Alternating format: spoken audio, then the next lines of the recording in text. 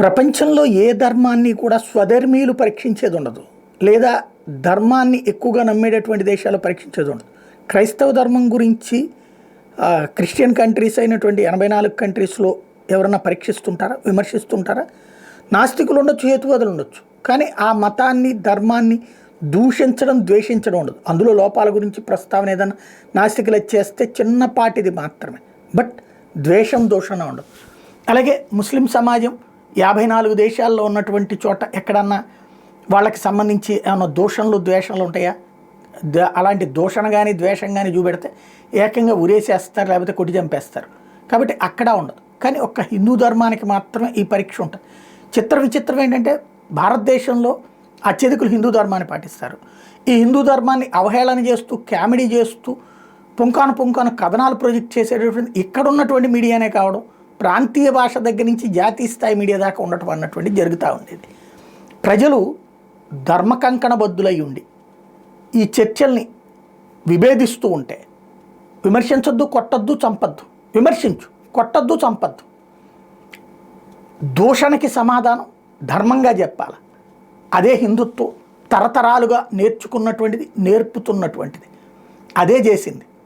ఒక్కసారి గుర్తుకు తెచ్చుకోండి, శివరాత్రి వచ్చింది అంటే దానికి ముందు పాలని ఎందుకు వృధా చెయ్యాలి, శివలింగం మీద పోస్తే ఏం ప్రయోజనం, లేకపోతే కనుక ఆ పాలను పిల్లలకి ఎందుకు ఇవ్వకూడదు, అసలు వీటి వెనకాల ఉన్నటువంటిది దాన్ని ఏమంటారు, బ్రాహ్మణవాదులు సృష్టించినటువంటిది, వాళ్ళు బతకడం కోసం సృష్టించింది.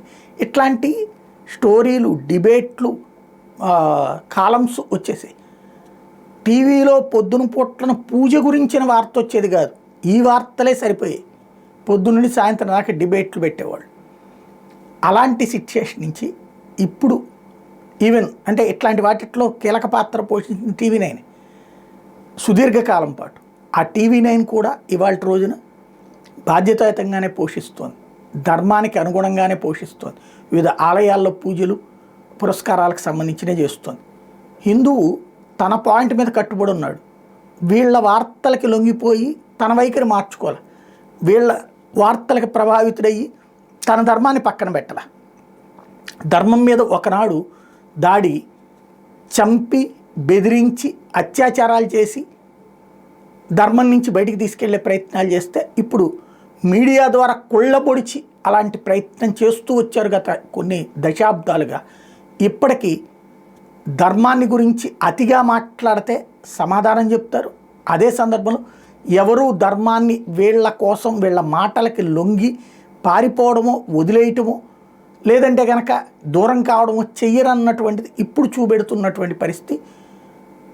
భారీ మార్పు కాదు, కొంత మార్పు ప్రారంభమైంది. ఈ మార్పే ఇప్పుడు అనేక వర్గాలకి వణుకు పుట్టించడం కాదు, కోపం తెప్పిస్తోంది. ఆగ్రహంతో మరింత దాడి పెరిగే అవకాశం ఉంటుంది. Be careful.